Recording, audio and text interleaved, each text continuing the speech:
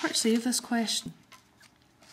This relates again to Unit 10, but it does involve transfers of energy, so we will do the calculation here. A hawk of mass 400 grams is hovering at a height of 50 metres above the surface of a lake. Finding a suitable prey, it folds its wings and drops like a stone. Ignoring air resistance, calculate the maximum speed at which it enters the water. Now you have to show clearly how you get your answer, and there are two different approaches to this, both of which I will show you. If you approach it from an energy viewpoint, which is what this question is essentially about, the energy, the potential energy of the bird at the height is all converted to the kinetic energy at water level. So what we can say is all the potential energy, which is mgh, is equal to all the kinetic energy at water level. And what do we know about it? The mass of the bird is 400 grams. We don't use grams whenever we're calculating energy, we use kilograms. So it's 0.4 kilograms times gravity, which is 10, which you must learn, by the way.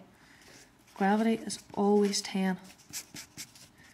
You must learn that. Multiplied by the height, which is 50 metres. And that is equal to a half mv squared. So half times 0.4 again, times, well, v is what we're trying to find out, so we leave that in, v squared. So 200 equals 0.2 v squared. 1000 equals v squared. So v equals 31.6 metres per second. Now that's from the energy viewpoint.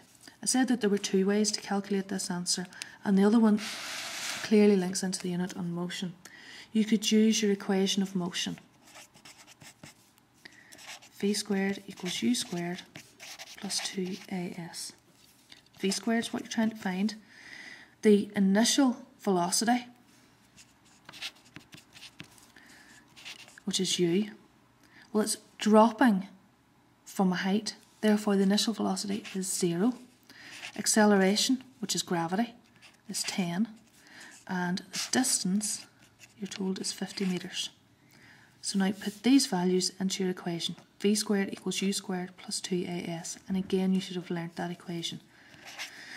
U is 0, 0 squared is still 0, plus 2 times a is 10, and s is 50.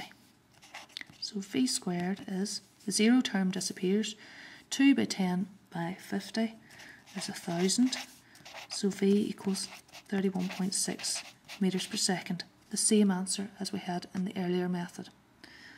Now, there's 5 marks for that. It's a considerable number of marks, so where do the marks come from?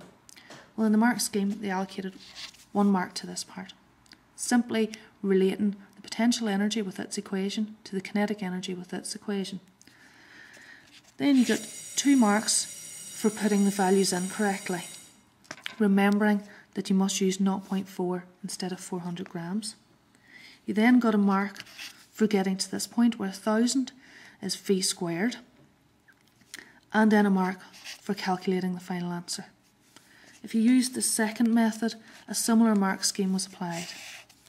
You would have got 1 mark for the equation, 2 for substituting the values correctly, 1 for getting to v squared is 1000, and the final mark for working out that v is 31.6 metres per second.